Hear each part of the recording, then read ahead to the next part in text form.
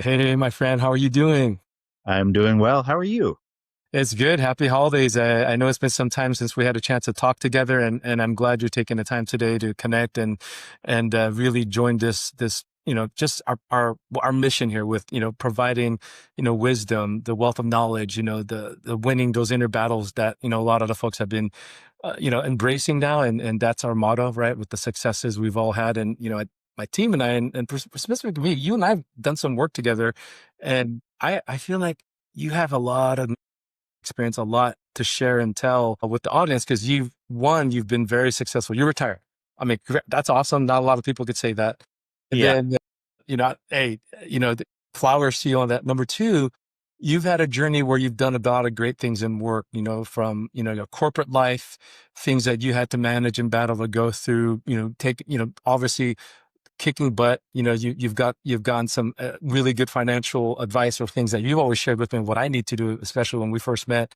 But also now with what you have going on as a retiree, what you're choosing to do and you're passionate about. So, one of the things I think would be interesting is from a person who's gone through it, has retired, is enjoying his life, share with the folks here, kind of your journey, what started, how you learned and how you've overcome and got to the point to where you were able to say, hey, I'm done. I don't have to work anymore. I'm going to choose to do the things I'm passionate about. Sure. Yeah. No worries at all. Yeah, it's people ask me this all the time. It's like, how did you get to where you are right now? And it's an interesting journey because for a lot of people that are my age, we didn't have a blueprint in terms of where we ended up in the industry that we ended up in, and that was the internet for the most part. So I was very fortunate to in the early to just kind of jump on that train. And at the time, it wasn't a national concern. It was more like these individual local internet service providers, ISPs. And I was looking for work. I was going to be a school teacher. I don't know what the heck I was going to do. And I realized like if I wasn't going to be a school teacher and go back to get my teaching credentials, I would need to like make some money. So that was kind of how it all started out. So I was lucky to, kind of fall into a local internet service provider in San Diego. And we were, kind of helping, not only were we learning the internet, but we were teaching our customers to learn the internet, with their first websites or, or even getting email or having even a 56K, modem, thing. Right? Yeah. I mean, Slow that down. was kind of, yeah, like we were all trying to like figure it out, and things were changing. Things were changing like on the fly back then, uh, and it became to the point where it was like, okay, well, AOL, decided to, um, you know, load all of their hours for everybody instead of having them be, kind of, tethered. Uh, and in response to that, like AOL got clobbered. So that's why we had a market where we could be like, okay, well, I can get you guys on the internet. And so we all kind of learned from there. And then uh, just because my passions are sports, I was able to kind of follow that through a different path, still with the internet, but I was able to work with a company that basically did the websites for all these major, sports entities like Notre Dame or Stanford. Yeah, yeah. And so I was able to kind of like fuse my passion for sports with what I'm doing, as a job. And that was great. And I ended up parlaying that into a gig up in Silicon Valley where I was managing sports channels for Netscape and AOL. And that really kind of at that point, like in the early 2000s, that kind of basically solidified my stake in the internet game, I guess, for lack of a better word. And then after that, you kind of bump around. I mean, we all know of the trials and tribulations of the internet world in the early 2000s, and eventually you end up maybe not doing sports anymore, and maybe you're doing like working for a mortgage company and doing in their marketing department, right? Or working for eBay Motors, right? So, but I always kind of stuck true to my vision of like, I know like what a good website is. I know like what good content management is. I know all that, how that works. And I want to give the right content to the right people at the right time. That was always my kind of, uh, vision, I guess, for lack of a better word. And so eventually, like, it just came to a point where, you kind of go back and forth in these different industries, but you're still doing the same kind of thing where you're still like managing a website, you're still publishing content, you're still managing content, you're still localizing content. And eventually that just kind of came into more of like I had to kind of relinquish my passion for sports and just be like, I'm going to go ahead and do my job, right? Which is, where you and I met up, at one of these companies. And then eventually I ended up managing, content and websites and localization at Apple. And that was when I joined Apple, we're working together at the time. And I'm like, this is um, my brass ring, I guess, right? Like I'm gonna grab this one, and whatever happens, I know this will be the end game for me, one way or the other. It'll be, whether it's like financial or whether I'm just burned out or whatever it might Right. be. Right.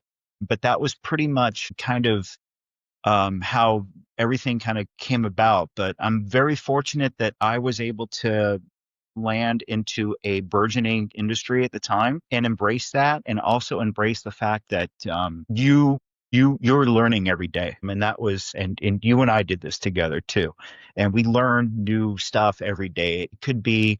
Um, it could be, a different, like, third party web service. It could be, whatever it might be. But nonetheless, like, we were always just kind of like, Right. on the edge of our seats trying to learn stuff. Yeah. Well, and I think you're being modest. I love your journey there because I think, and honestly, you've done great.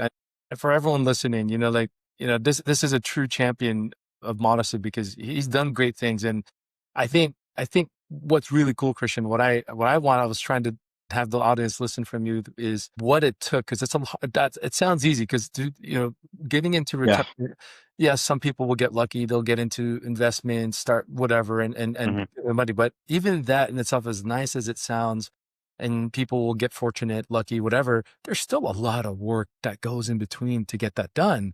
So I think, one thing I wanted to ask was, you're going in here, you're in San Diego, you've done things in sports, you transitioned to the Bay Area in California, and you're working in tech, you're looking at these companies that do some of the ISP stuff, the hosting. I think there's more to say there because, obviously there's the fact that you get a chance to get integrated, head down, do the work. You're a leader. You're doing things again, content, website development, localization, and you're doing well, and you're getting rewarded for it, right? That's the one thing I want people to understand too. It's like you're not just showing up, sitting there doing nothing. You are showing results. Yep. They're rewarding you for it, whether it be through bonus, stocks, additional pay raise, comps. You get a chance to look at that, and then when you mentioned something great. If you're burnt out, people need to kind of understand it because if you get burnt, I feel like I'm a believer in a lot of folks I've consulted with and talked with, like then people kind of, well, their productivity drops, their passion may possibly drop, or if they don't feel appreciated. But it sounded like for you, at least burnt out. I mean, yeah, it's a lot of work. I'm ready to go, but you also put a lot of work in, right? People don't understand that. And like you said, you went, your last hurrah. You're like, hey, this is my last brass ring. I'm going to call it after this, no matter what. But you got to a point to where you were stable and were able to take advantage. And talk to folks about that hard work because a lot of people don't know that because there is like, oh, we do this and head down. I just want to go with the flow. Those people who just go with the flow, some of them don't work as hard as we know some of those people that we've seen, but for us, you and I, we've worked together. We know that we're hard workers, right? We get things done. There's a difference with just being existence and someone that what we did was we went full drive 100% every day. Yep. Yeah. And I think you make a good point too, because there's a lot of maybe it's like self motivation or whatever you want to call it, but we've been on the short end of the stick, I'm sure, a few times, Right. right? And I was always looking to not, I was, instead of looking behind and seeing who was going to, like, climb up, like, my back or whatever, I was always looking ahead. And sometimes it meant that after after if you've been in a situation where it's like you were in a great job or position and it got eliminated or something like that, which has happened to me a few times. I'm like, you eventually start looking ahead and you start thinking like one or two steps ahead of everything. And it's not so much like I'm just trying to keep my job. It's I'm trying to like keep my job for the next 10 years. I'm trying to um and on top of that, trying to grow my career, obviously. And so there was a point, I think for me, where I said, I am not going to be worried about my job anymore because I'm going to always be looking for the next one. Right. Uh, Right. and that might sound, kind of, I don't know, cavalier, whatever. But when you get burned a few times, you're like, okay, I need to be front the front line of this. And so I think probably like the second half of my career was really looking for always the next opportunity and the next and not an opportunity that would just be like, oh, we're gonna pay you X, Y, or Z, but an opportunity in a market where, okay, this is like a burgeoning market or this is a sustainable market. Let's go ahead and go there.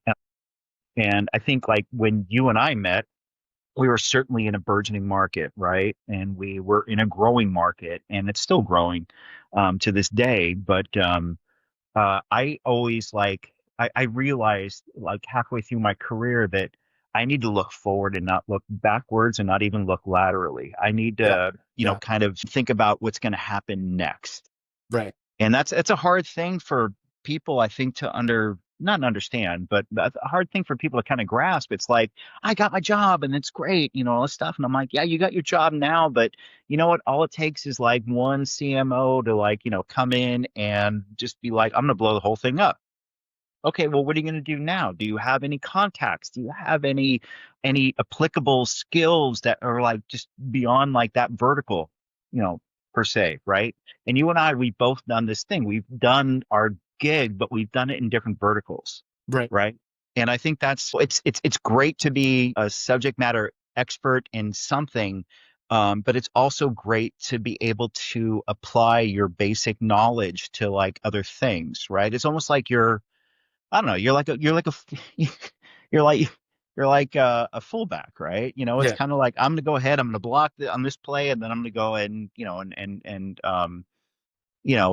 out on a wheel route on the next play or whatever it might be. But I do kind of think that that's sort of what my ability to kind of navigate through all this stuff was I was always able to like take like this very central, kind of skill set and build upon that, Right. but also be able to use it in anywhere. And like I said, it could be cars, it could be sports, it could be data centers, it could be whatever it might be, right? But we kind of figure that thing out, and so, it's good to be, I don't want to say like a utility knife or whatever, but it kind of feels like that way Yeah, sometimes. yeah. And I think, and I love what you said there because that speaks volumes to the journey, right? And one thing you said early on that you answered, and I love this, and it's something I talk, and when I'm coaching people up or I'm advising is, I like how you said you're not looking behind you because a lot of Yeah. people, doesn't matter whether it's a corporate Hmm. environment, startup, you're running your own business, whatnot. A lot of people, most people, because they don't know, will say, "Oh, there's this new person coming on. I'm interviewed this person. I'm fearful of, hey, is this my job going to be at stake, or am I doing this?" And to me, and this. We've talked about this. This is a mistake, right? Embrace that talent that's coming in because here's Yep. what that talent is working as your direct report or under you or your leader. Hmm. Embrace it because the loyalty will build from there. You're looking out for them. They'll look out for you. They'll be inspired more to do more work Yes. versus other poor managers who are always nervous and scared that don't say thank you, that don't, give flowers, that don't promote like the success of their teammates, especially Hmm. people that they're overseeing. And I love that because I've observed you do that in a positive way where you've had some leadership with people that had run under you. And like you said earlier to the people listening, don't be so nervous and scared that these people are going to come in and take your job. We were never like that because it's mindset, but embrace them. go Yeah. get your full potential. They'll embrace it and be even more loyal, right? To an extent, right? Because you're like, and then that's why, you were successful and you were able to get into this retirement phase now, right? Now you're getting a chance to do things that you're passionate about. I wanted to ask you because now you've had these successes, this journey, and then we talk about high level. Now, one thing that I thought that was really cool was you're doing things you're passionate about. I'll let you tell the audience about it, but also you almost had to almost come up with the script when people are listening to, and you're giving hey, this is what I'm doing. I used to do this because, it's about not judging people by what they're doing, first impression, right? So let you talk about it because I think this is a great example of what you're passionate about, what you like doing. Thank you. Yeah.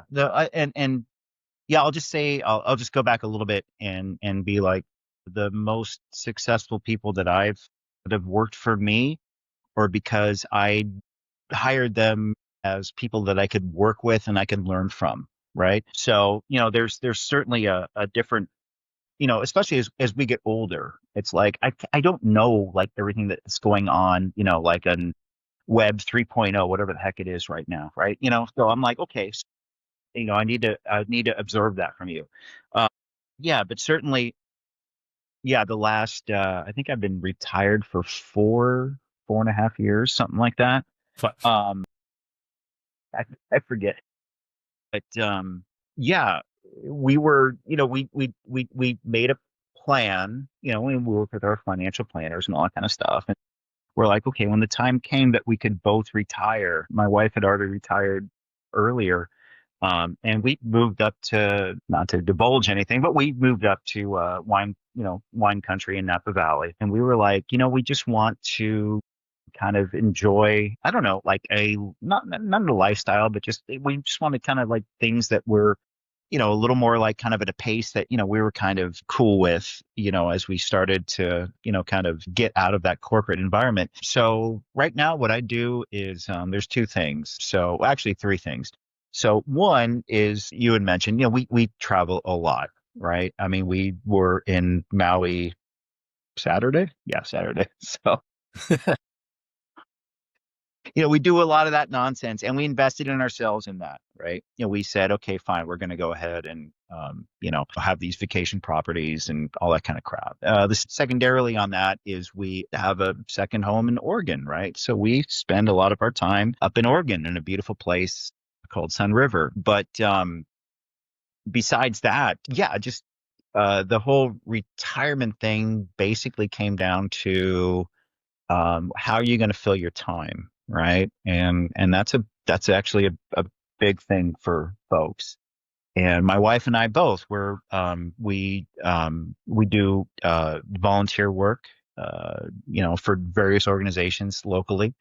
And then the second thing was because you do live up here and you're in wine country and it's all about the wine. good And one, so right? I mean, it really is. I mean, it's like you're just like you're intrinsically like you're involved in it. It doesn't matter, of right? course. And so, yeah, a few years ago, I got in touch with a guy who runs a tasting room locally here, who's also like a retired tech guy, right? So, and I'm like, I don't really want to do this all the time, but I want to be like, kind of, if you need help, I want to be able to do that. And so, yeah, so I pour wine, occasionally, tasting room, and it's great. I get to chance to, talk to, folks who are interested in our wines and be able to, kind of, introduce them to maybe some things that they wouldn't be normally like into. And, and it's just good. It's kind of like, you and we spent so much of our careers learning how the sausage is made on like that side, right? And now I get to learn how the sausage is made, like from a wine side. And I'm learning every day. There's always new things. There's new processes. There's new blends. There's new whatever it might be. It doesn't matter. But I think for me, it's a bit of a challenge because I was so used to probably like in the back half of our careers, we were like, okay, we're the subject matter experts. We know how to do this, that, and the other thing. And to have to learn an entire new industry, or even if it's just even customer service, it's very humbling, and it's definitely something where like I take myself out of almost my I take myself out of my skin almost, you know, and I'm like, okay, now I'm going to be this guy, and I'm going to go ahead. And it's interesting because I think you had kind of alluded to this before, but people like think that I'm just the other guy on the side of the bar, the counter, whatever it is. And I'm like, you have no idea what I've seen. You know, I'm like, I'm doing this for, kicks, right? To a certain extent, you know. But it's interesting because I think that I never judge anybody, no matter, I don't care if like I'm at McDonald's or whatever it is. I don't judge anybody by like, what uniform they're wearing or what side of the counter they're on or all that kind of stuff. But I do encounter a bunch of people who are just like, they take it for granted that you're just like this wine jockey, you know? And I'm like, no, dude, I like, right? Like, No. we manage like multi-million dollar budgets, and stuff like that, and it's like, nah, man, like, but you don't understand, dude. This is like just me kind of having fun, and you should never like ever expect that anybody who is taking care of you is like only taking care of you because that's like their only option. They're taking care of you maybe because they like it. It might be their passion. It might be whatever it might be. But there's a lot that I go through life this way. There's a lot behind people that they're not ever going to willingly, kind of, show you. Not for any reason for whatever, but it's like everybody's got stuff going on. Everybody's got a passion. Everybody's got accomplishments, and you need to kind of understand like it's not just get out of your own head and look at like what other people are doing, and maybe ask them like, why are you here, I don't know. Well, and I think I love what you said about it because you know what resonated with me the most. You got out of your own skin. You're uncomfortable in a sense, not that you're uncomfortable to talk to people, but you're doing something you're not an expert in. You're Yeah. passionate about it. You love it. Like you said, it's a hobby. You're like, this is just for kicks. But it wasn't just for kicks. So, I mean, obviously there's a reason you're doing it, but I like the fact that, I mean, the message here, guys, for the folks listening is do things you're passionate about, right? Yeah. Yeah, most of us, some of us aren't retired yet. We want to get there, but even if you're not, do it. Take the time. And I think, from what, Christian is saying here and his hard work and what planning he was able to do, and then to get to the point with obviously what he's accomplished, he's passionate about this. He got out of his comfortability and still said, hey, I'm going to go in here. People are going to most likely judge me. And I'm learning every day, like you said. But then I think the key thing is like, understand that which you and I have done work wise, but also you're doing now and receiving it where people are asking what you're doing. I'm sure most people that you run into are not, let's just call it jerks, right? They're going to ask questions and then you end up, you guys share the stories. And that's what it's about because everyone has a story to share, to tell. And I always encourage people, if you get in an environment like that, ask guys, because it's always good. You'll learn something, you never know who you're running into. Someone may, like you said earlier, it could be someone working at McDonald's or doing something. Doesn't mean that's what they were doing. People also choose to do things that they like that others by society standards might be judgmental on, right? And you can't Yeah. assume those things. That's why, my message to people is don't assume, don't make assumptions. It's the mother of all F ups. Always get to learn people, and Yep. including, I think Christian, I want to thank you here because, this is valuable. We've known each other for a while here. We've got our passions in wines, Niners, and, this is great. It's a great time of the year right now too. We never know what's going to happen, but I appreciate you, my friend. It's always a pleasure, to get to talk to you. I'm going to get a chance to, see you soon. I want to get up to wine country, maybe even get myself up north, to where you're at. So to Yeah. enjoy, to see what a taste of that life is, brother. So, and then for the folks listening, guys, please, please subscribe, follow, like like our stuff. We're here on a mission. We're not selling anything, as you guys all know. Again, we want to, it's wisdom, wealth, winning. We want to give you the wisdom to overcome, wealth of knowledge and friendship, like my friend here, and then also winning those inner battles, guys. Send us messages, ask us questions. We'd love to hear from you. Maybe get you on as well, right? This is something this is a platform for everybody. And Christian, thank you again, my friend. Appreciate it. And hey, enjoy the rest of this holiday season. And congratulations again. And let's go Niners. Let's go Niners. And yeah, and happy holidays to you and your family, obviously. But yeah, Thank you, my friend. all good. Thanks.